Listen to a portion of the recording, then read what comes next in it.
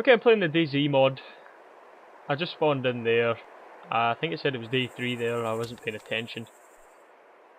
Can I go third person? No, I can't. Let's see. I did record some before, but it didn't really work because nothing spawned in.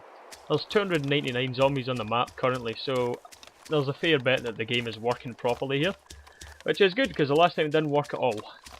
And I managed to make myself all the way up to this dam, and then went to fill up a water bottle, and it made me lose all my equipment and my bag. Managed to regain all of it except the bag, so everything that I lost from the backpack had hundreds of food, hundreds of ammo, and hundreds of bandages. I'm now left with one bandage. So I've still got my matches, I can get food from animals quite easily. Got a map. Not exactly doing very well for ammo. For my M14. I think I actually lost a magazine, which I didn't even notice before. Chem lights. I can make some light here so I can see. I would at least thought there'd be some to loot in this building, but I'm not really surprised that there isn't. Okay, I know I can follow a road out of here and get back to the airfield, so I need to find a new backpack. Otherwise I'm in some serious trouble. I also need to find some more ammo.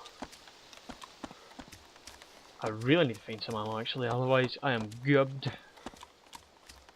It's going to take me quite a while to get back there. For those of people who don't know anything about this mod, it's a mod created by a man called, well, he uses the name Rocket anyway.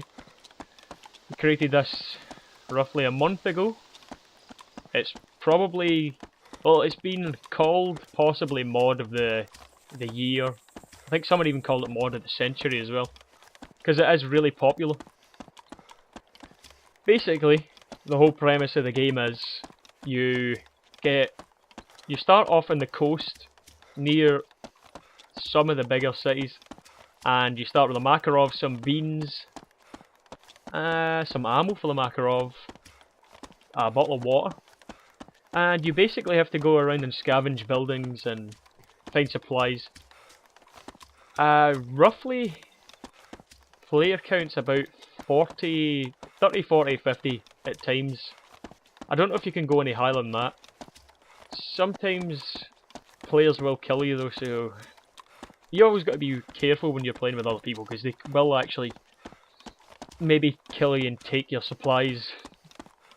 You're probably, when you're at the start you're okay, because you've only got a couple of things, and if somebody sees you run about a Makarov and that's it, then there's really no reason for them to kill you, but some people still will, so you got to be careful. Right now I have the M14, so obviously if somebody sees a person with an M14 they're a bigger target than a person with a Makarov. But I don't have very much ammo, so you know, ammo is a bigger problem for the more rare guns like this one. Makarov you find ammo everywhere, so I'm not really bothered about losing ammo for that. But the amount of stuff I had in my bag that I've lost, I had about 5 cooked meat things which give you lots of health. So now that those are gone, I'm going to need to find some more. But unfortunately, as you can see here, my inventory is almost full. I have 3 slots left. And once those are full, I can't add anything else.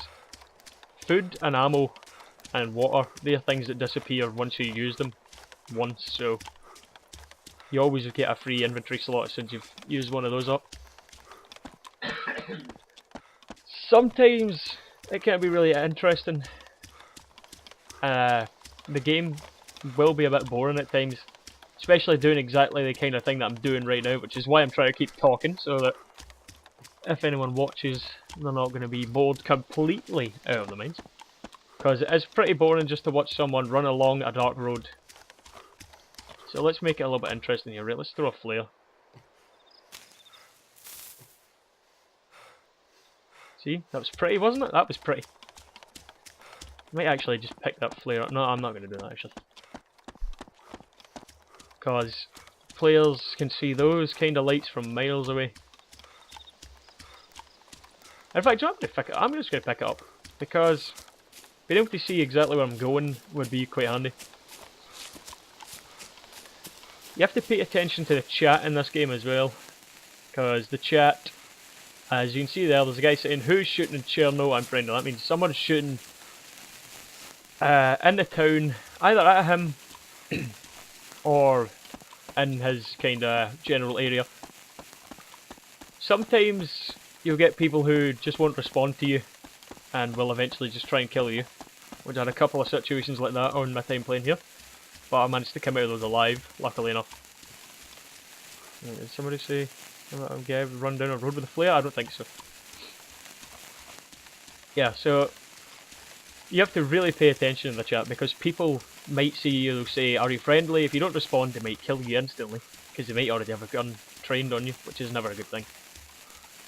Generally, I try and avoid players as much as possible, but inevitably you're going to run across a couple at some point.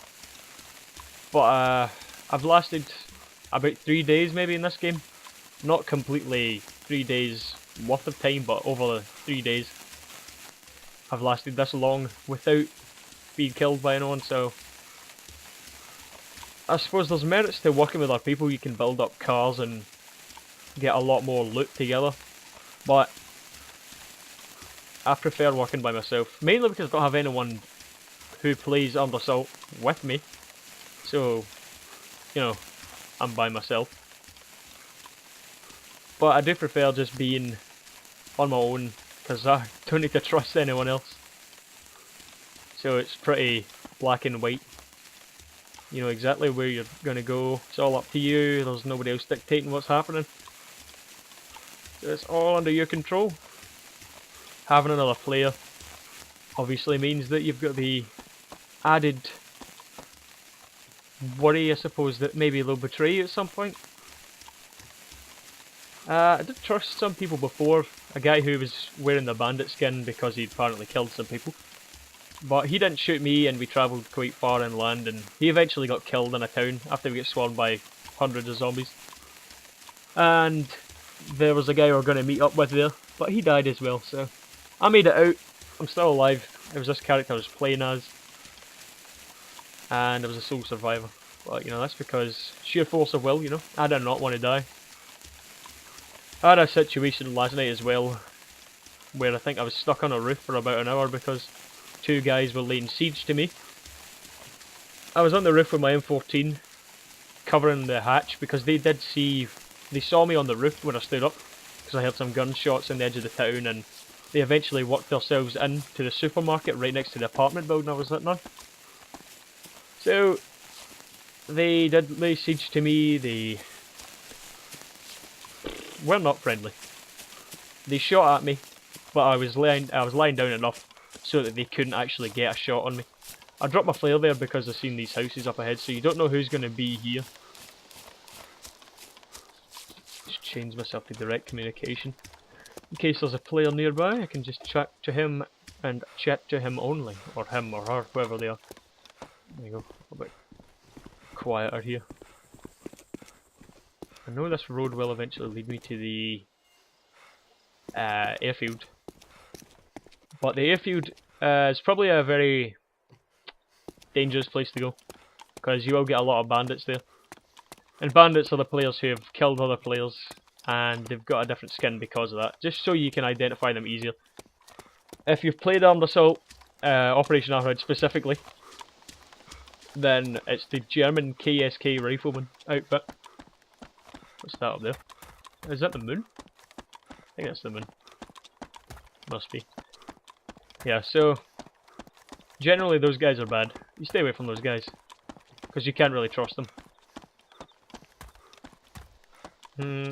Just looking at the chat there some more, and there was a lot of talk about killing each other if they got too close or didn't respond to each other. This is dangerous. Dangerous talk here.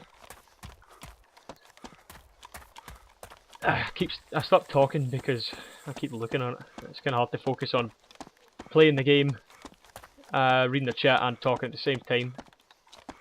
This road will take me to